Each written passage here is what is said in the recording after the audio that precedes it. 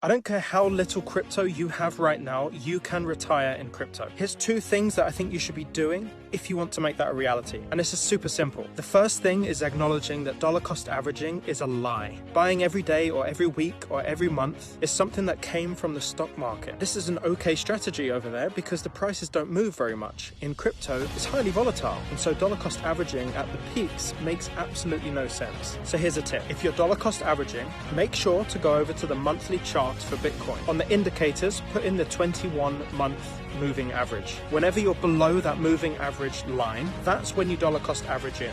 And let's go a step further. Only buy small percentages on red days. This is when the price action for that day is lower than the day before. This will ultimately ensure that you're buying at the best time rather than the worst time. And you're only buying in the lower half of the price action rather than all the way across. And the second thing that will get you to retirement is reducing the amount of trades that you do in a given year. In reality, there are actually only a few occasions during the course of a year, maybe a 2-year period, where you should actually be buying or selling. Overtrading causes increased emotions, worse decisions, and ultimately will keep you in your 9 to 5. Rise above all of the noise, follow those 2 steps, and you will retire in crypto. For more helpful tips, follow this account and follow the instructions in my profile.